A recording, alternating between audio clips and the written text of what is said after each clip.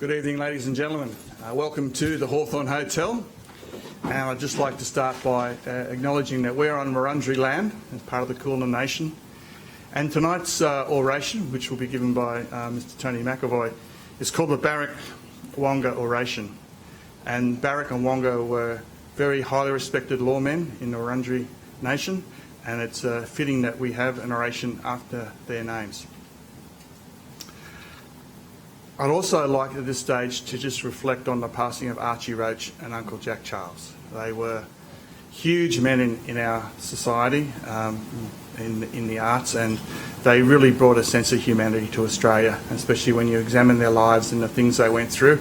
I think it's, when Uncle Jack Charles has his state funeral next week, it's a good time for us to think about what outstanding men they were in their times.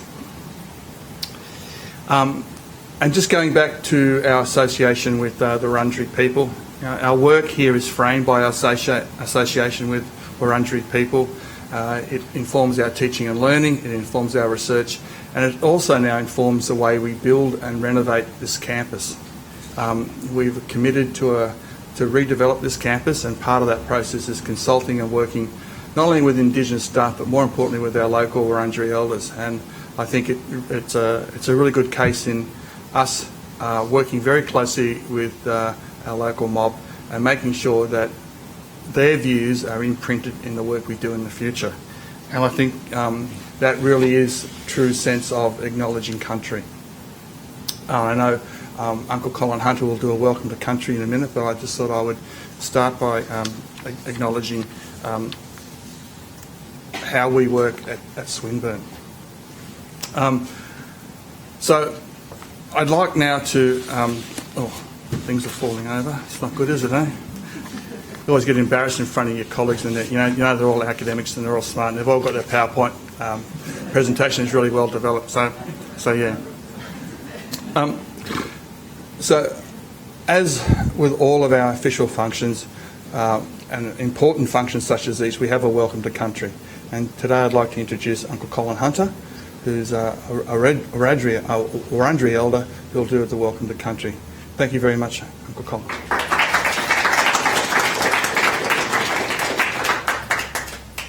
Yeah, thank you. And look, no need to be embarrassed. You're amongst friends, so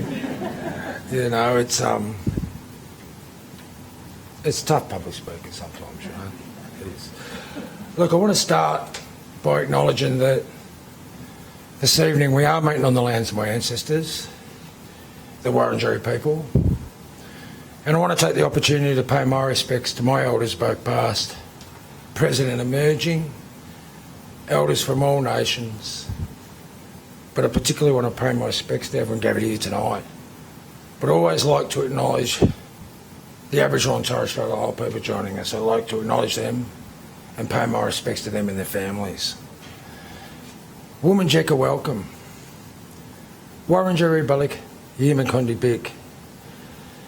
The Wurundjeri people welcome everyone to land today. Wurundjeri no, Budambor War, Kondi Nangnak, Dilbadam Bik, Bulik Bor, Tilikan. The Wurundjeri people want to look after and protect the land as they did long before. Wurundjeri country extends from the inner city of Melbourne.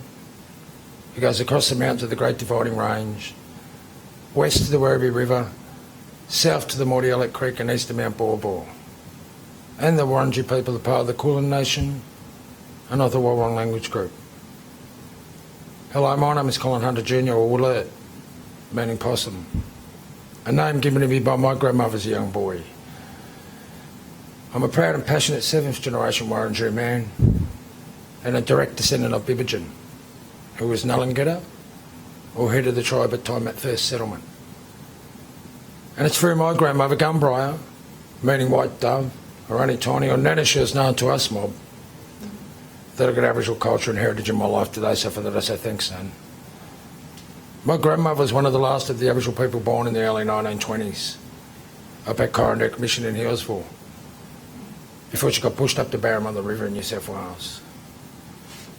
In Aboriginal culture, a great deal of respect is given to the land, the plants and animals alike. And as always, I've got my beautiful gum leaves. I'll place them over there somewhere in the room, and if you get an opportunity as you move around this afternoon, Just take a nice one and put it in your pocket for every place. The significance does will keep you safe for a long country and give you the access to the resources while you're on country. And while you're on Wurundjeri country, you're most welcome to the traditional lands and the waterways of the Wurundjeri people. So Wominjeka, welcome. Look, I only got asked yesterday afternoon if I'd come down and do this tonight, and I thought, oh, wow, what an honour, you know, because I have done this a couple of times over the years. And any time you get an opportunity to speak about two of your great uncles, you know, you've got to jump on it, I suppose. So, yeah, look, both little boys, both born in 1824, I think, you know. They're only little lads when they witnessed that treaty down on the Merry Creek with their dad, Billa and Bebejan. You know, and Uncle Simon had a short life. He only lived till about, I don't even know if he made 40. You know, but he was very instrumental in making sure, you know, he took our mob out to Pound Bend, and then they chased them out of Pound Bend when they found the gold. Yeah, so, but Uncle Simon was he was a mimic of any noise he heard, you know. He could produce the noise of any of the animals of the bush. But his cousin, Uncle William, well, he actually seen colonisation from day one to the end. And if you look at his eyes in some of the images we see, you know, towards the end of his life, he was a broken man. You know, and I've got my great-grandmother Martha telling me stories of going to Sunday school at Corranderg, listening to Uncle William, you know. But what an astute man he was. They both knew that if they didn't learn the way of the white man quickly, we were stuffed. And we were nearly stuffed. Because, you know, we got down as low as under 40 of our mob. Because we all descend from Uncle William's sister, Annie Borak. You know, so it come close to wiping us out, but, you know, if it wasn't for them two fellas, you know. Now, when I was a kid, no one knew who William was. Every person in Melbourne knows who he is now. It's about bloody time too, you know. It's about bloody time. But I think nights like tonight help to lift Uncle Simon's up to, because I think there's only one drawing of him, mate. I don't think there's any images of him, you know, because he died of consumption before he was 40. Anyway, I'll let you listen to Tony. Tony's probably got some really nice words to say about them two beautiful men. But yeah, thanks for your time.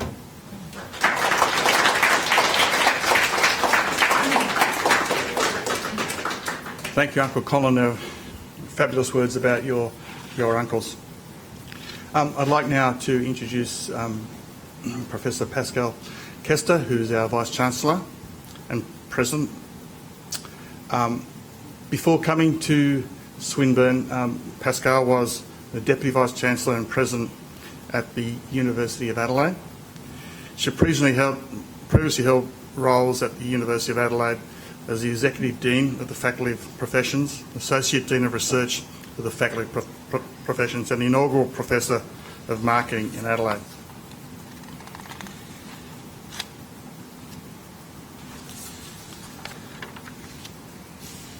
Professor Kester is an active and respected researcher in the areas of consumer behaviour and marketing communications. Her qualifications include a Bachelor of Business Administration from her native France, a Master of Arts from Ohio State University in the United States, and a PhD from Massey University in New Zealand. In 2012, Professor Kester was awarded the Chevalier de Ordre National de Mérite, which is the National Order of Merit, one of France's highest honours in recognition of her contribution to higher education in both France and Australia.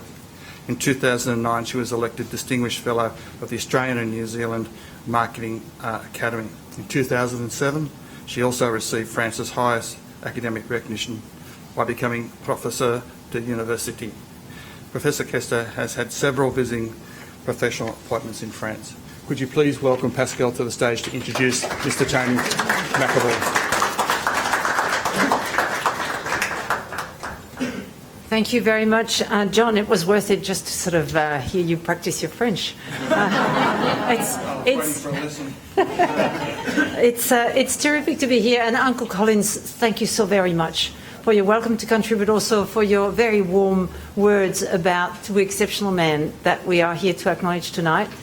We are at Swinburne always aware that we are on Wurundjeri land, and it is with our feet firmly planted on that land that we look to the future and want to work towards reconciliation. So thank you very much for being part of this event tonight. And welcome also to the people who are online. This is actually one of the legacy of COVID, that as we enjoy the company of others in this room, a room that is actually, I think, used today for the second event. We had our 30th anniversary here in this space. But the way of the future is that actually some people are here in 3Ds and some people are going to be following us in 2Ds, and that's okay because we are a community of people sharing the same passion, and there's absolutely nothing wrong with that. The way of the future is the way that Swinburne adopts and likes. I'm absolutely delighted. The last two orations of this sort, I had to follow them online. I still think it's better in 3D, and I'm sure the people in this room would agree. But it is a very important marker. This is our 7th oration, and this is an important marker of the importance of the activity. We are so proud at Swinburne to have been the first university to achieve an Elevate RAP. We are so dedicated to our second RAP, which is also an Elevate RAP. And it is not just in the words that we share, it is in the things that we do. And the things that we do, gathering together as we do today in this new space in order to celebrate the 7th oration, to celebrate and remember two very significant Wurundjeri leaders, William Barak and Simon Wonga.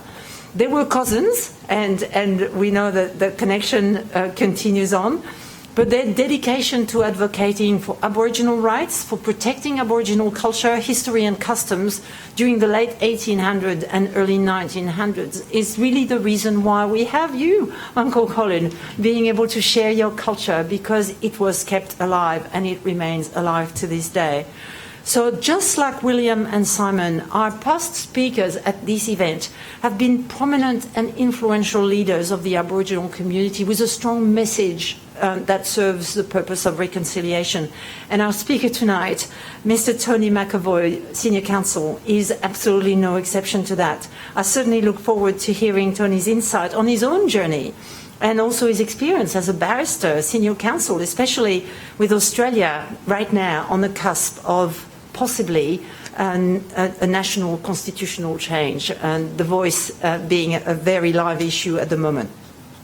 The Barak Wonga oration is an important event in our calendar here at Swinburne, and it is only one of the ways in which we show our commitment. John, you mentioned the fact that we are rethinking the design of our campus, and we want our campus to express our affiliation and recognition to the Wurundjeri place of learning that we want to be. And as we seek to advance community understandings of reconciliation and Aboriginal and Torres Strait Islander affairs. Now, as I said, we are very proud of the fact that we were first to get an Elevate RAP, and we are equally proud of the commitment that we have to our next one, which goes from 2020 to 2023, which will be our second Elevate RAP. And we are very proud also of the way that John has now joined us to lead on some of those initiatives. We are also incredibly fortunate to have our Mundani Tumbadul Centre and the new National Centre for Reconciliation Practice, which is one of the elements of our Elevate RAP, which is all about embedding and strengthening reconciliation throughout the university in our education, in our research, and in our way of being and relating to each other. We want to provide national leadership. We already have achieved significant outcomes, but I think, as we all know, there is much, much more to be done.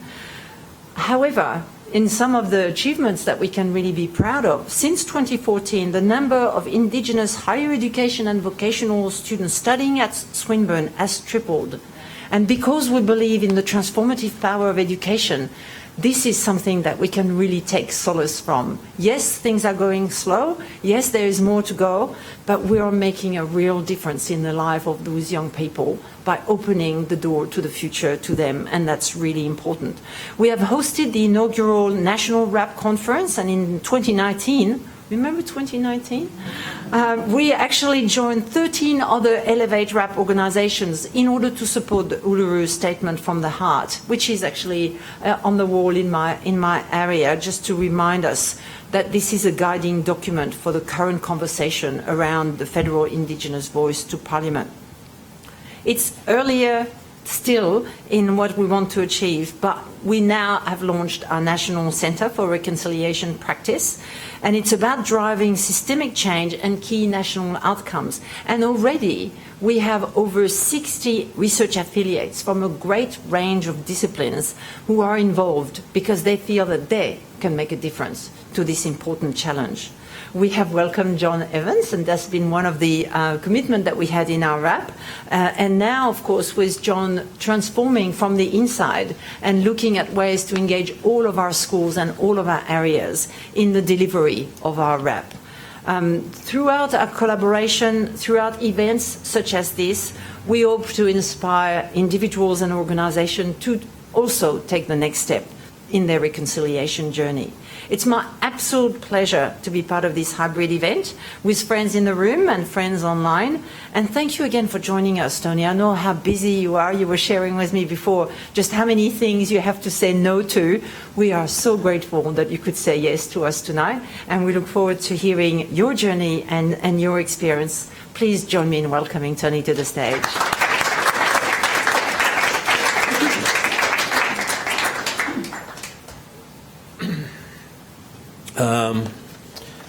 Thank you, Vice-Chancellor. Thank you, Uncle Colin, for the warm welcome. I also want to thank Pro-Vice-Chancellor Indigenous Engagement, John Evans, for reaching out to me and inviting me to speak on this really quite auspicious occasion. I acknowledge the Wurundjeri people. I acknowledge their elders. I also acknowledge my own people, the Wurrung people from the Belyando River in central Queensland. I acknowledge all the other Aboriginal people here, including my old colleague Mick Coombs. And I have to say that the honour of speaking at an event entitled the Barak Wonga Oration inspired me to reach a little bit further. The feats of those cousins is something that I didn't fully understand until I commenced work towards the end of last year as co-senior counsel assisting the Yurok Justice Commission. For those men loom large in the work of the Yurok Justice Commission. Their leadership is something that fills the history pages and provides some of the narrative that that the Yurok Justice Commission intends to be built upon and known for, and that is that notwithstanding the great suffering, we have survived and our strength is growing. And it's through the strength of those men who faced the brunt of the British arrival here that we draw inspiration. The theme on which I wish to speak to you tonight is race and redemption. I'm not going to tell you too much about my life history. I am a practicing barrister. I grew up in a place called Brisbane, in a place called Inala in the southern suburbs of Brisbane. It's a large Aboriginal community, and my father was born on Cherbourg Reserve, and I went straight from high school into the Aboriginal Legal Service in Brisbane, and I've worked for my community, I think, my whole working life. And at the present time, I'm co-senior counsel assisting the York Justice Commission, and I've just finished a role as acting Treaty Commissioner for the Northern Territory. So as I've just told you, I hold many positions. Apart from the roles I have where I'm briefed as counsel to run contested litigation, I'm involved in many aspects of our political and social life. This oration, however, on race and redemption represents my personal musings and observations, and are offered to you tonight as something for you all to contemplate, rather than an oration where I deliver up to you a whole bunch of facts and figures and legal argument. So from the very first interactions of the British with our people, we were described as the native race. Race being the operative term, amongst other terms which were wholly less generous. And ever since those first encounters, we have been treated differently as a lesser people, an ignorant people, something to be pitied and despised. This dehumanisation is what the British did to their conquests in Africa and in the New World. It is an integral part of the dispossession process. The historical records show that there was a modus operandi that was generally applied across the empire. In addition to granting tenure to British people over the lands of others, our lands, and thereby setting up conflict, the colonies introduced legislation to control the movement and lives of Aboriginal people, legislation which outlawed our languages, legislation which forbade the practice of our culture and removed our children, legislation that made our testimony inadmissible in court and denied us the right to own land. They denied us the ability even to enter into private treaties. And they engaged in genocidal practices, turning a blind eye to police and vigilante atrocities. Across the British colonies, or former British colonies, in which First Nations people remain as minorities, we have seen the phenomenon that even though the governments were required to release us from the reserves after the adoption of the International Convention on the Elimination of All Forms of Racial Discrimination. That was adopted in the UN General Assembly in 1966. But even after that, the rates of imprisonment and child removal have risen steadily to the stratospheric heights that now exist. So we're released from one form of imprisonment and placed in another. This phenomenon is common in the Commonwealth. The low employment rates, the death by preventable disease, the poor educational outcomes, the housing crises which are experienced throughout the Commonwealth and the former colonies are par for the course.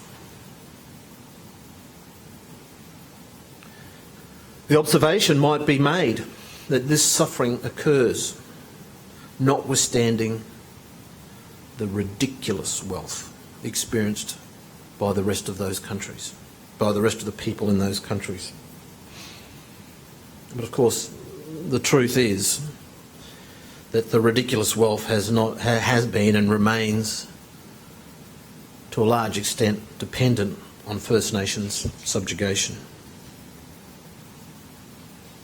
Now, I realise in saying this that none of this is really new to the educated class, if I can put it that way.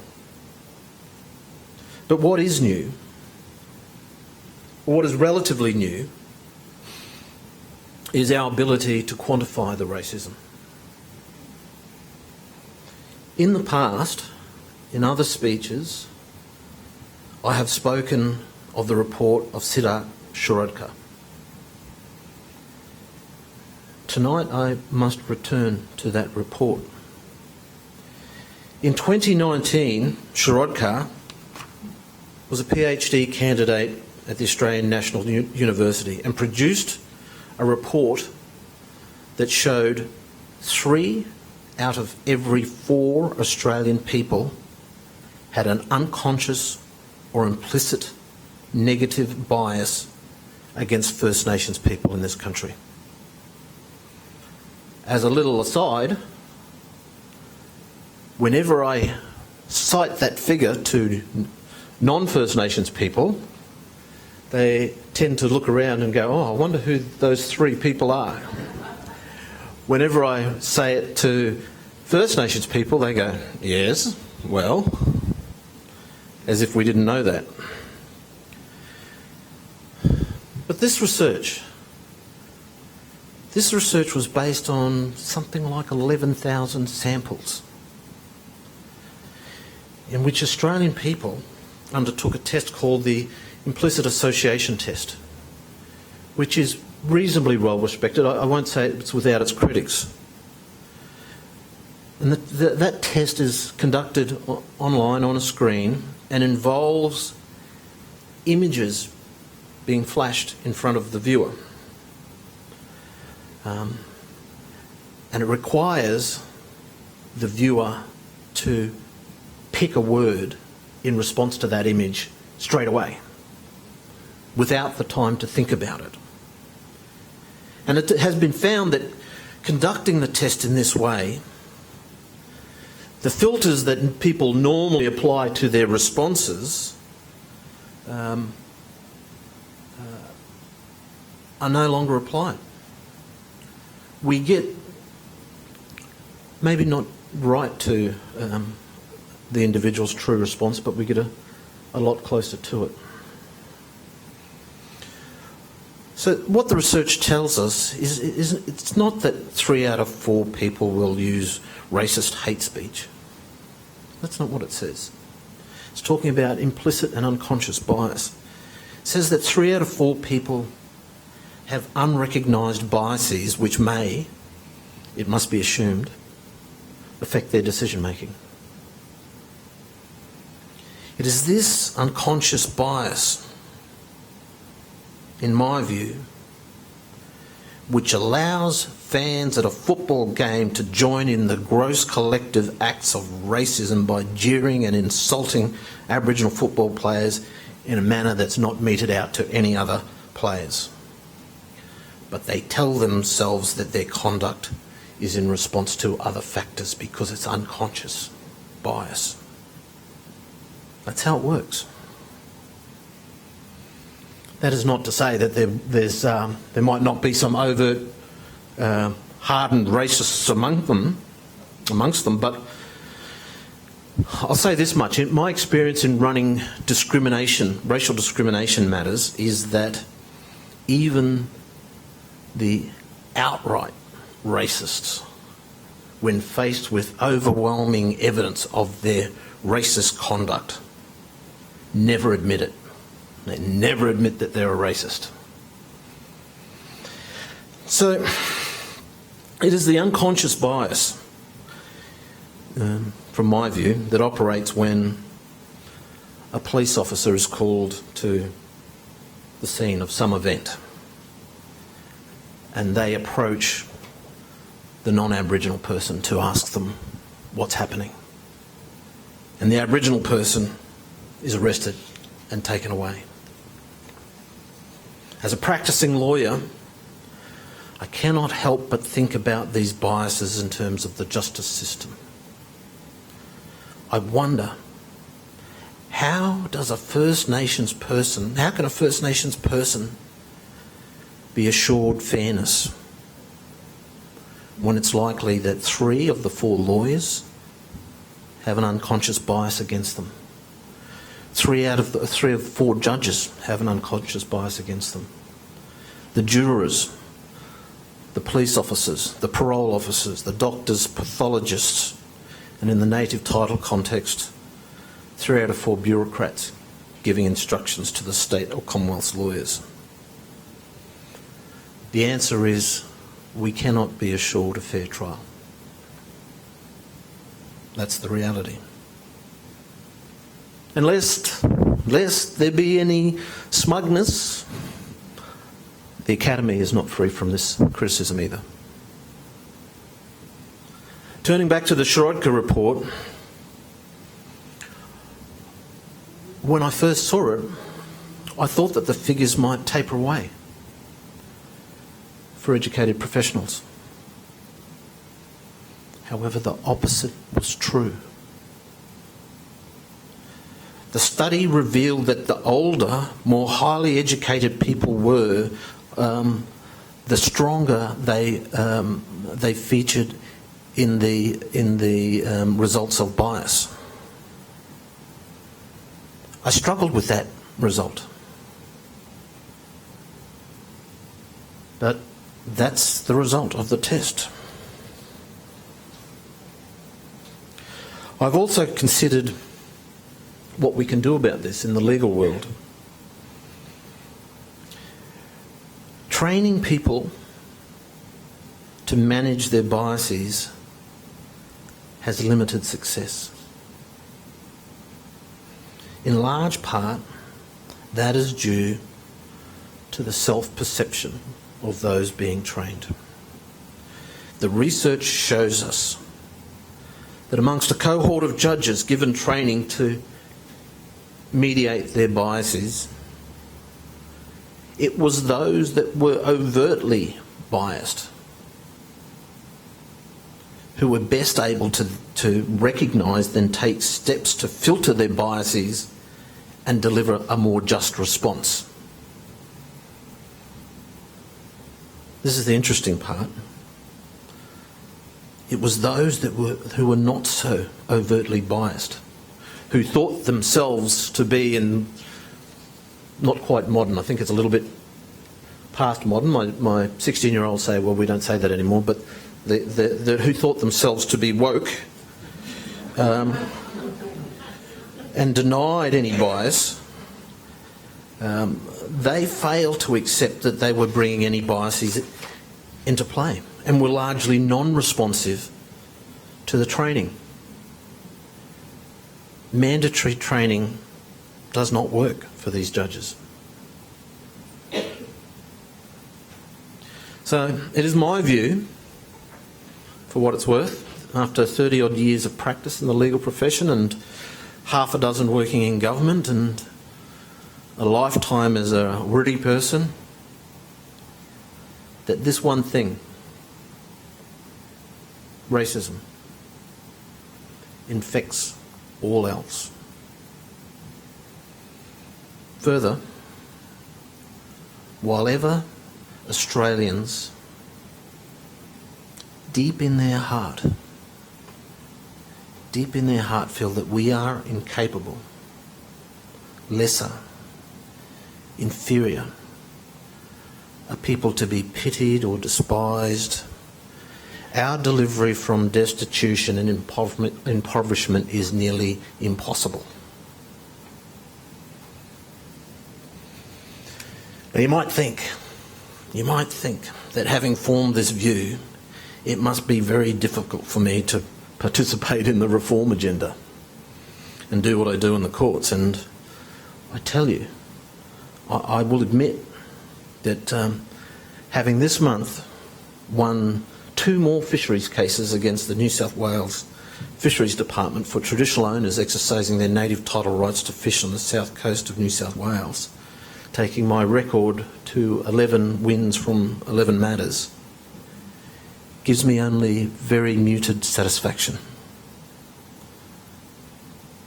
However, I, like William Barak and Simon Wonga, appreciate full well that we must continue to resist the machine that is designed to crush us. What gives me renewed strength is that there's the possibility that we will have a unified political voice that can combat and can call out the excesses of government and industry, that we'll have the opportunities to engage in truth-telling, and that ultimately we will see a transition of some power from government to our First Nations through treaty processes. In particular, I have some ambitious, some might say, in my view achievable, hope that the various truth-telling processes underway across the country will take these issues of race into the Australian homes.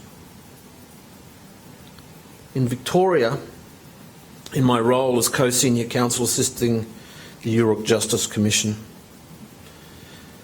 a truth-telling process that has been established as a royal commission, and therefore with all the coercive powers to compel the production of documents and to compel people to attend and answer questions.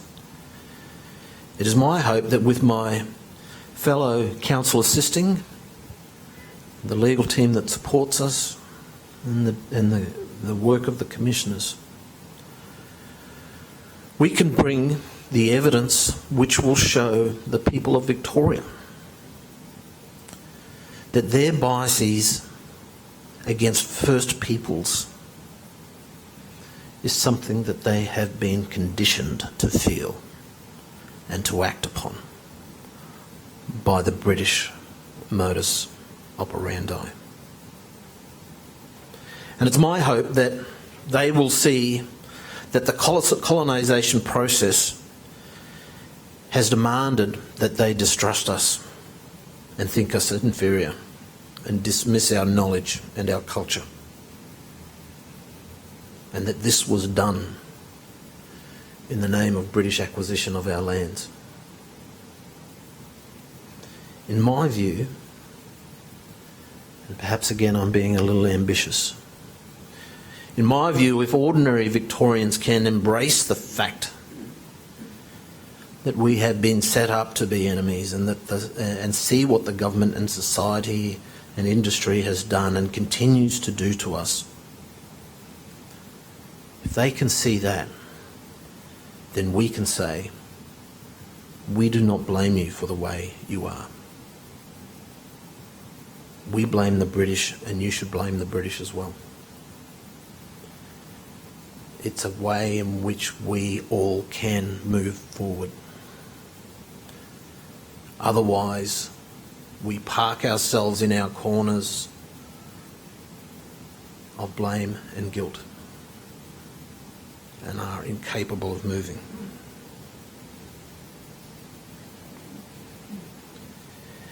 So if that message can be conveyed and broadly accepted, then we have the chance for all of us to move forward. I'm under no illusion. It is a monumental task. Monumental task.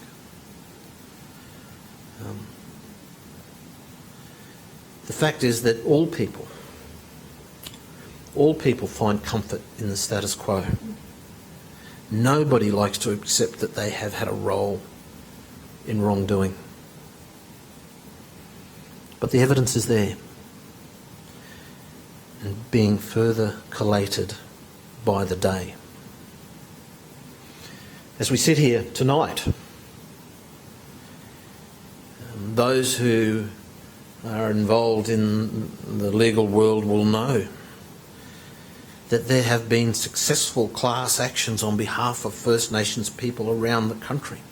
It started with a class action for racial discrimination on behalf of the residents of Palm Island as a result of an outrageous police raid on their homes with machine guns and dogs in the wake of the death of Cameron Doomadgee.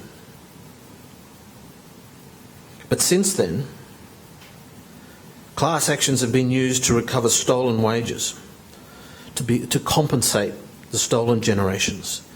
They've been used for complaints about inadequate housing, and I know, as a matter of fact, that there will be more class actions. More class actions for failing to provide proper educational opportunities, more class actions for the removal of children from their families, more class actions for the incarceration of children in adult detention centres or inappropriate accommodation. Each of these actions requires access to, collation of, an analysis of huge amounts of historical data. And that's what's happening. It's happening right now. What this tells us, because the government keeps doing these things, is that even though the government can convince itself that it is making proper legislative arrangements and policy and program decisions, ones that discriminate against Aboriginal people but are no less politically defensible, and that the media does not make these injustices known, and that the population remains largely disinterested or willfully blind. But notwithstanding my earlier criticism of the justice system, the courts are applying the law. And when you apply the law to the facts as they've been collected, the extent of this discrimination that has been wrought upon First Nations people has been so gross that the judges can't even turn away from it.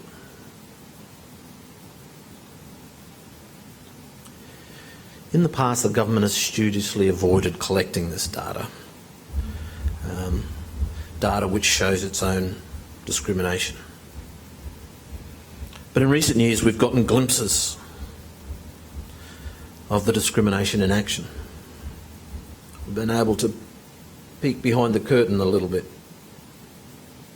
One such example, although minor, was a study undertaken by the Western Australian Police. It showed that in relation to traffic fines, where speeding tickets were issued from speed camera detection, Aboriginal people were less likely to receive a ticket than the rest of the population. However, where the ticket was issued by a police officer in person, Aboriginal people were 3.6 times more likely to receive a ticket. No doubt the police officers will say they were simply carrying out their duties. But Aboriginal people across Australia know full well about the offence of driving while black. In New South Wales, the Law Enforcement Complaints Commission has reported the consorting laws enacted to interrupt the behaviour of criminal gangs was being used overwhelmingly against Aboriginal people congregating with their extended families. So 75% of the people charged in rural New South Wales with the consorting laws during its operation were Aboriginal. We've also seen a program in New South Wales called the Suspect Target Management Program, which is a racial profiling mechanism that's used to identify young people and harass them. The majority of the young people, the subject of that program, are Aboriginal people, notwithstanding that we only make up a very small percentage of the population. The circumstances in which these types of discriminatory practice exist are repeated time and time again across the government sector. And I've purposely laboured this point tonight. It's not the case that we are looking at one-off instances. It is pervasive. And until we see it for what it is, there's no prospect of changing it. We've also seen in coronial inquests that Aboriginal people, deceased Aboriginal people, have been treated in a discriminatory fashion. There was a case from Tumut where a young mother went to a hospital dozens of times and was told to go home and eventually died. The coroner found that racial discrimination played a factor in that death.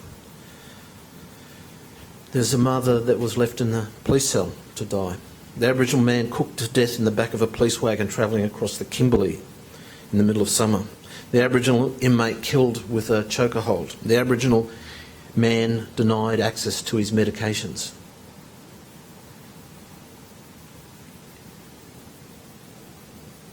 These inhumane acts can be explained if you see them through the lens of an existing bias against Aboriginal and Torres Strait Islander people. It seems to me that it's about the only way that it makes sense. These breaches of human rights and this institutional racism permits individual Australians, police officers, corrections officers, to exercise their discretion in such damaging ways. Sometimes they are seemingly minor misuses of power. But if understood in context, they come from exactly the same place as our original dispossession. They come from exactly the same place of Corranderk Mission. They come from exactly the same place where returning Aboriginal soldiers were denied soldier settlement blocks. It comes from exactly the same place where we have an Aboriginal cultural heritage protection system that doesn't protect cultural heritage, doesn't protect our places of importance, doesn't protect the things which are sacred to us. For my part, I refuse to accept that that's the way it must be. That being an oppressed minority is all that our destiny holds. I refuse to accept it. The truth-telling processes will expose the comfortable lies that everyday Australians have been fed about our collective history. The treaty processes will give us some protection, some of the protection we need from the worst of the colonial machine. But right now, within the next 12 months, Australians will go to the polls to demonstrate, if you look at it the way that I do, to demonstrate whether there are enough individual Australians who are prepared to share a modicum of power with us by allowing us to be heard in Parliament and in the executive government. To do this, enough Australians will have to put to one side their implicit and unconscious biases against us. I believe there are enough Australians who are willing and capable of controlling their own fears. I do believe that. I believe they're capable of managing their pity, and that the amendment of the Constitution can be achieved.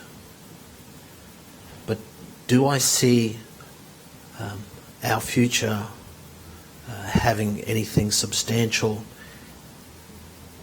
if it comes from managed pity and controlled fears? No, I don't.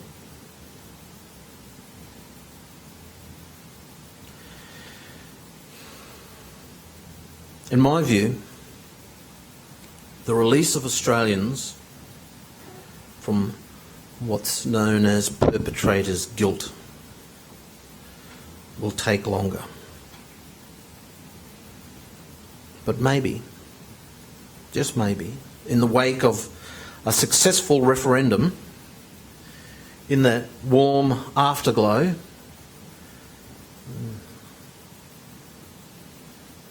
with the strong hands of a First Nations voice,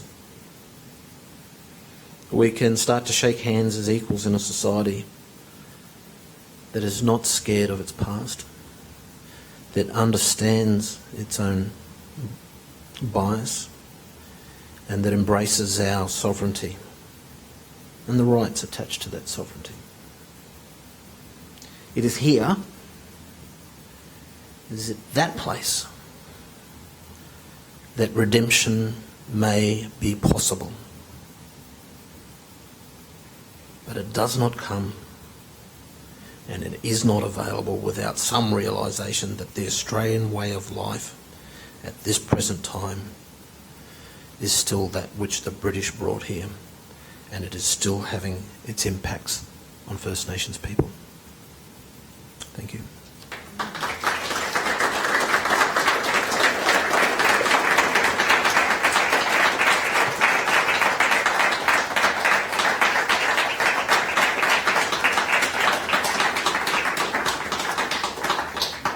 I don't know about you, but I had goosebumps running up the inside of my jacket there a few times, and I want to thank you, Tony, for the elegant way and the eloquent way you presented your case tonight. It also reminds us at institutions like Swinburne that we still have much work to do, but we are committed to doing our bit to change people's attitudes about themselves and about the future. We are in a process of decolonising our curriculum and the way we teach. I won't say it's perfect, Tony, but we are trying to be the best we can. Part of the things that we want to do is not forget the past. We don't want to accept it. We want to recognise it and be aware of its impact on us today. And I, like you, Tony, and in more recent times have had some family discussions about things that have happened to us, and they are in a similar vein to what you've mentioned. My final word is that I think the voice, the treaty and the truth will provide us with a platform. We will be in a position to speak back to society and to the systems that we have. And I think there's enough goodwill in people. I know you said there's 3 and 4, Tony, and I think a lot of us will be looking for that ANU thesis pretty soon as a way to frame the way we think about things in the future. But I'm confident, I'm optimistic, and I think Australia could become a magnificent country out of a truth-telling process. So thank you very much, Tony, and it's been a fabulous presentation. Thank you very much, everyone.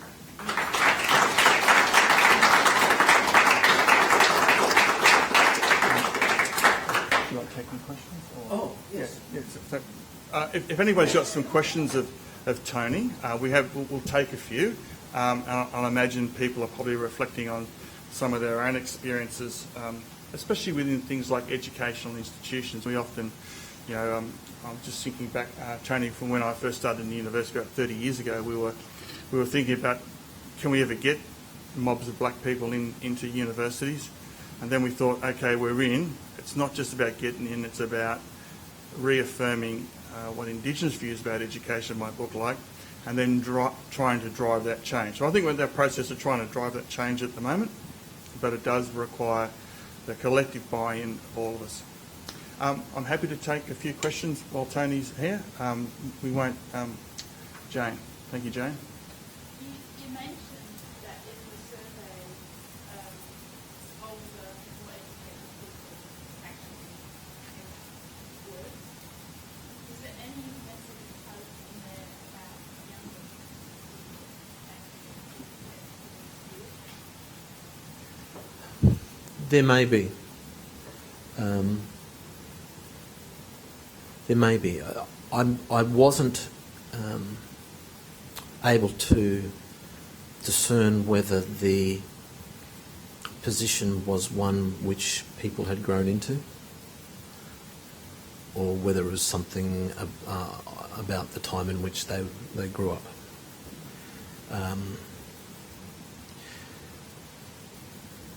I do think, though, that there is a distinct possibility that once people reach a position of comfort in society, that they get protective. Putting it as diplomatically as I can.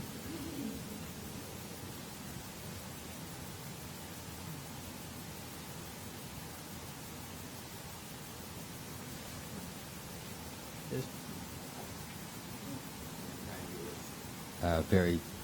It's working at all. Very special. I've heard the colonisers' mindset as described as a virus that moves through society and hard to find, but it's everywhere. Talking about 75% of Muslims, what have you seen, or what helps that shift occur? What are the key factors? I mean, was street food incredible passport to the country, but are there other things that vulnerable people should be staring at, facing into that help that shift away from being affected with the virus? I'll answer your question in two parts. The first part is a little bit of a digression. I think one of the major avenues for some greater equality and respect is our own cultural renaissance.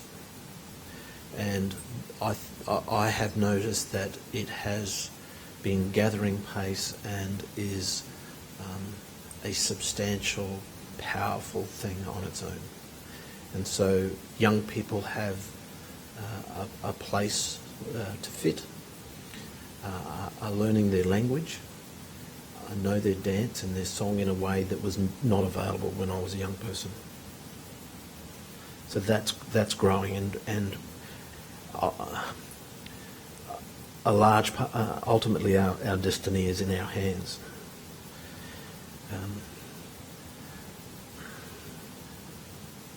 But I will say that I think that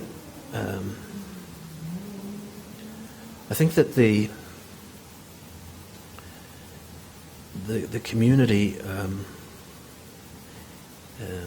the broader community, can find its own path once it understands its history. And it's been hidden from Australians. It's been hidden, purposely hidden.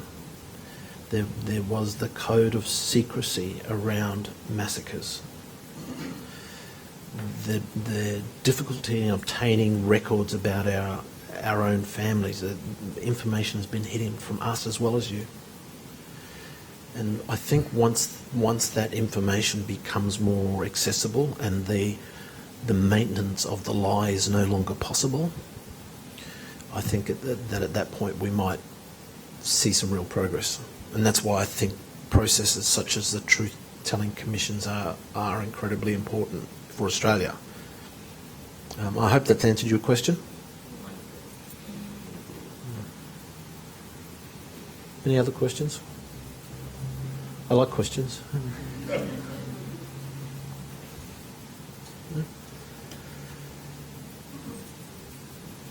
I'm sorry, this is kind of a question, but not really a question. What can we, I don't want to be the government that asks the black person, what do we do to be better? But honestly, we can be a lot better. And truth-telling is truth-telling for everybody. So if we're thinking about what makes us human and what brings us together and how we get to a treaty that isn't a 50-50 kind of decision, I don't want that. Nobody wants that. How do we truth tell? How do we tell get rid of the guilt, get rid of the white guilt, and work together? I know you can't give that answer. I'm actually asking everybody, not you. I'm sorry. Yes. Look, I will say some things. Firstly, I'll say this. My daughter is white passing. My son is darker than I am. My son doesn't get any grief at high school. But my daughter is present during the discussions that people have when they think there's no dark people around. So if you tolerate those discussions, if you tolerate those mistruths, then you are party to it. You are complicit. The second thing I'll say is that in the truth-telling processes, from my perspective, it's not just about us telling our truths. It's about those people who have been here for generations. Those people whose family made a fortune off the lands of the Wurundjeri and the Yorta Yorta, the Gunditjmara. Fortunes were made. And they were made in part because people took land grants, cleared them of Aboriginal people, and then sold them as cleared properties. That was part of the currency. And when I talk about these things in public, about this sort of truth-telling process, and the need for non-Aboriginal people to look at their own past and figure out if there's something that needs to be said, who in their family is going to offer to say it to the Truth Commission? Who's going to come forward in your own family? I encourage people to have those discussions with their family, because I know that there are many families in Australia that know about the misdeeds and the atrocities. And usually, when I speak about these things, people will come up to me after. Sometimes they're in tears. And they say, I know my family was involved. I know we did terrible things. I don't know what to do about it. And I say, well, talk to your family, get ready, and when the Truth Commission comes to you, make sure you contribute, because that's the best thing you can do. Is that a fair enough answer? Okay, thank you. Anybody else?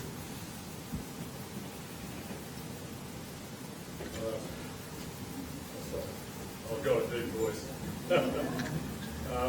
As a lawyer, and as we're in Hawthorne at the moment, no, I was waiting for this one. How do you see a resolution or a properly attainable in a situation where obviously the young black fellow was in some way abused, but mentally, verbally, by an older, whiter fellow, if there were just two people in the room, those two people. Because I think the resolving of this issue is a massive one, not just for AFL football, but for taking another step forward because football involves it. I declare my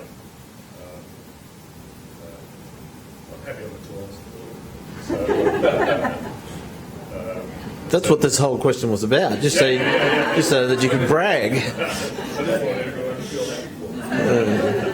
Look, I'm not going to comment on that particular matter at Hawthorn. There are aspects to it which I don't know. I'm uncertain about, and I think that it's a matter that has to go through an appropriate process, ensuring that there's fairness to everyone. However, I will make the observation that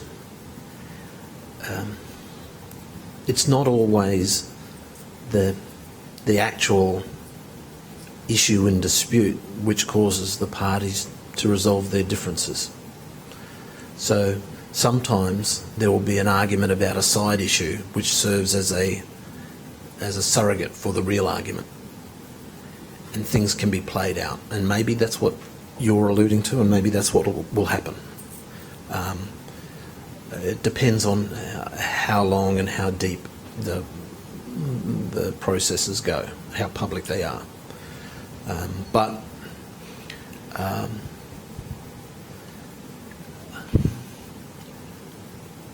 the issue that's confronting AFL, I think, and other sports, NRL, basketball, is also confronting academic institutions, legal institutions. And that is that we have worked hard on inclusion. As John has said, we've figured out how to get some of our people through the door and a seat at the table. But what we understand is that the table is not set up for us. It's set up for somebody entirely different. And if our institutions are going to truly provide for our inclusion, then we have to change the way those institutions operate. Otherwise, there's no place for Aboriginal people in those institutions, and we need to go and find our own places.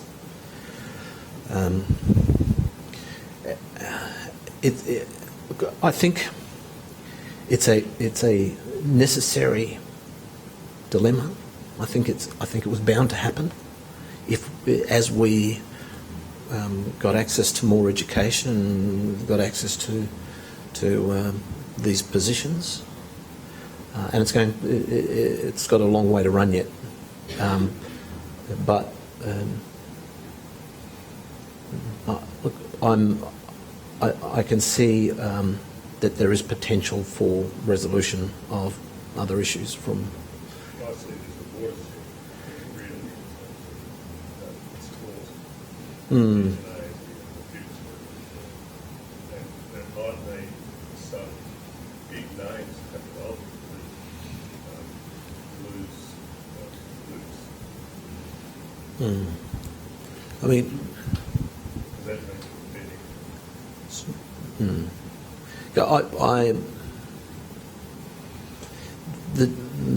yes. I won't go any further. I take your observation as a comment and not a question, and move along. Can I offer this? Is that I think there's two parts to answering your question.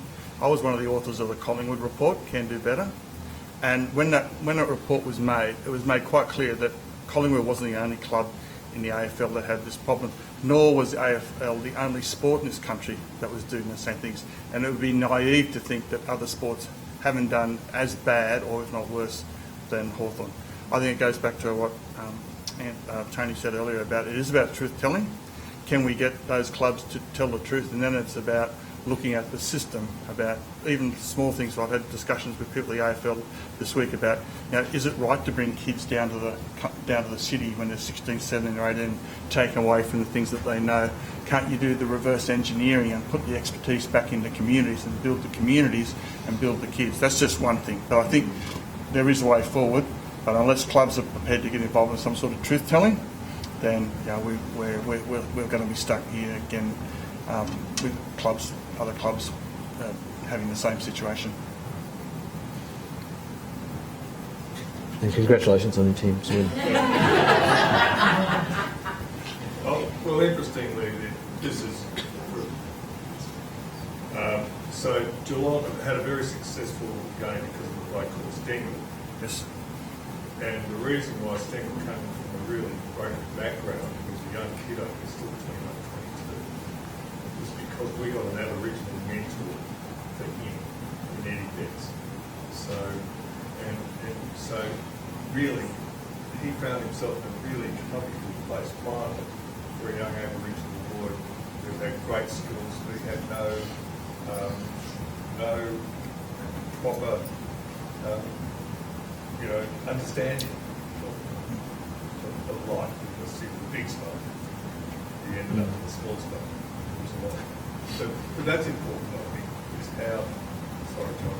No, I'm just I'm getting hungry. No. Yes. I was just checking with my schedule, actually. No, but that's because that's been a fantastic success. Just that little thing in itself. Yes. Yes. So I don't know about the AFL schemes, but I do know that there are many support mechanisms within the legal profession for young Indigenous lawyers, and it's a fine line between doing it well and not doing it well.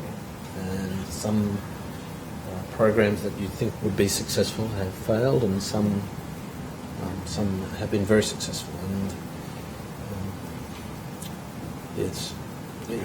they're needed. Is all I'll say. They're needed. One more question at the back there, and then you, and then we might close it up for that. Great. Tony, I saw this week, I didn't mess up the country, but Finland, for example, introduced parental leave for fathers. And it just got me curious about what you maybe think is a good example of other countries who might be doing, who might have better models or might be making great waves with their reconciliation actions. I'll answer briefly. There's various forms of what's called the Sami Parliament in the Scandinavian countries and Russia. It takes different forms, from sort of an advisory type council to an elected body. In various countries they have different responsibilities. In some places it is just advisory, some places it's a program and policy development. It seems to me that in the broadest sense, the Sami Parliament is quite far beyond what's being asked of Australia for this referendum. In North America, in Canada, there is the Assembly of First Nations, which I look to a lot. They have been in existence since 1982. They were involved in the amendment of the Canadian Constitution to insert Section 35 of that Constitution, which protects the inherent rights and the treaty rights of Aboriginal people in that country. And it's the foundation of the modern treaty process. They're both good models. I personally favour a model where we have the equivalent of a United Nations within Australia for our First Nations, where we have a General Assembly and the voice is drawn from that body. My preference is that it's external to government, and I have real conceptual difficulties with the notion of our political representative body being within government.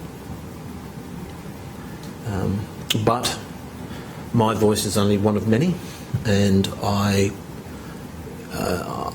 value, and I think we all need to value unity over individual preferences. So we'll see where it ends up. Thank you. One more question. You can clap after. I recently, not recently, about a month ago, I had a discussion with some good friends about rural establishment part and the whole referendum that's coming up and so on. And one of the people, they're a couple, is a first-generation Australian, Italian parents, and the other is a recent one, 20 years she's been here from another country. And the Italian, from the Italian group, he just couldn't wrap his head around the big deal. What's the big deal? We just get over it. And I found myself getting really angry, and I kind of wanted, I guess I want to know, what would you say if you were in my position at the dinner table when someone says to you, listen, I was brought up, I came from a log family, I was, dissed all the time, my lunch was sort of spat on and da-da-da-da. You just got to man up and get over it. So what do you say to people who say that? And these are really dear friends. One of the things that I point out to Europeans, I enjoy pointing out to Europeans, is that when Governor Phillip arrived at Sydney Cove in 1788, he had with him instructions from the Crown to take possession of all of the mainland to the 135th meridian east. Now, there might be some geography boffins here, I don't know. But I can tell you this, I've looked it up because it's been relevant to some of the cases I've been involved in. The 135th meridian east, I think, is roughly a line drawn from Milingimbi in Western Arnhem Land through Coober Pedy down to Streaky Bay on the western coast of South Australia. It would be like, in European terms, the British pulling up at Cyprus and claiming ownership of everything out to Norway and Denmark. It wasn't, in my view, it wasn't lawful at the time, and it was based on factual errors. It's not the case that the Australian landscape was not populated by people with the systems of government. The native title process, there's something like 450 determinations of native title across the country where the Federal Court of Australia has recognised that there were systems of law and governance, that there were rights in land. And what I say to people who are interested is take the time to have a look at a decision from the International Court of Justice from 1976 called the Western Sahara Advisory Opinion. In that opinion, the International Court of Justice held that the Bedouin people from the Western Sahara,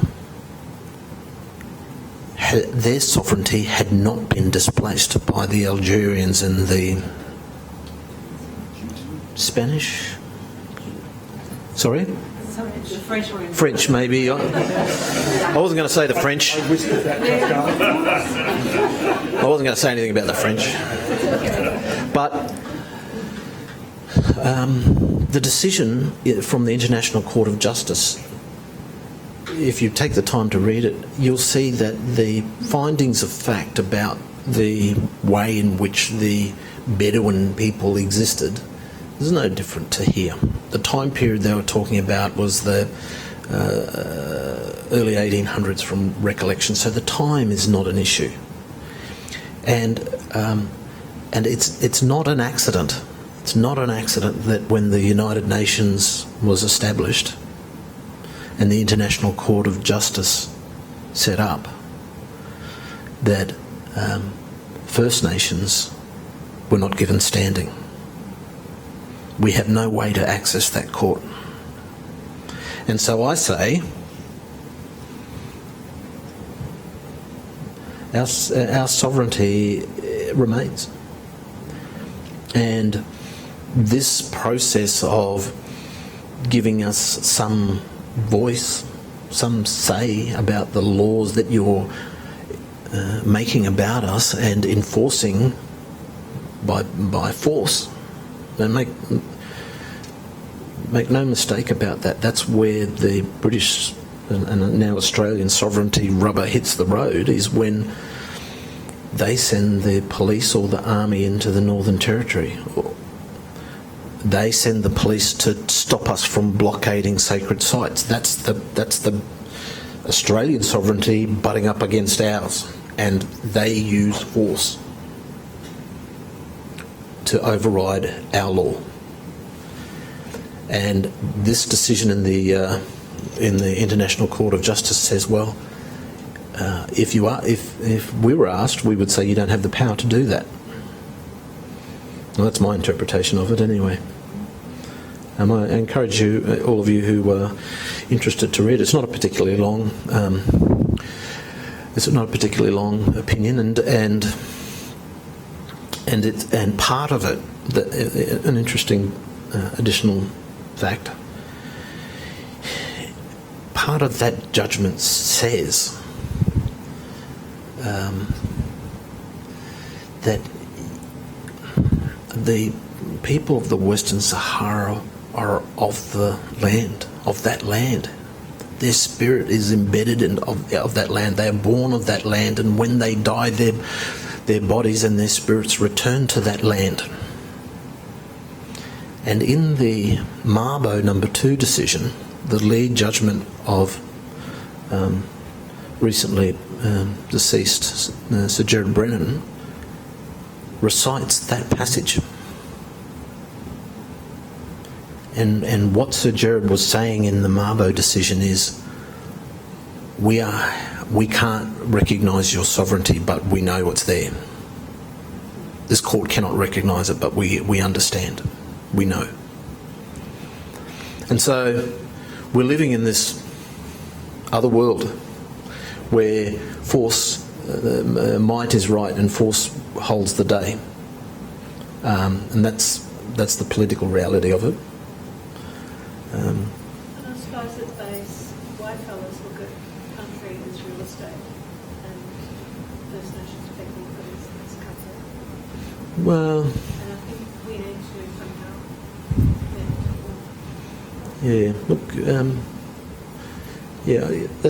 that's right, but that's part of the, in my view, the problem of being a migrant, of migrant stock or convict stock. The British, the English were very connected to their own country. Their knowledge and stories were real. They've abandoned those a lot, in large part through the various revolutions that they've had. But the British were not,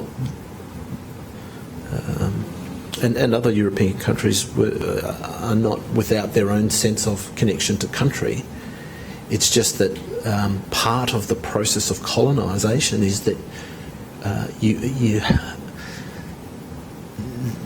it's necessary to otherise the people whose land you're taking, the people who you are committing the atrocities on. How do you sleep at night when you're killing babies and how do you sleep at night? The way in which you do it is you are conditioned to understand that they are subhuman. and then it doesn't matter. That's how it's done. That's how it's permitted. That's how people live with themselves. And that's what was done here. And, I could go on for a long while. But that's the reality, and I don't want to leave it on that down note. I'd like to say thank you all for listening for so long. It's been a great pleasure and honour for me to be here, and as I said at the outset, the notion of resistance is very much wrapped in the idea of our strength and our culture being rejuvenated and the cultural renaissance that's going on. So thank you all for coming. I appreciate it.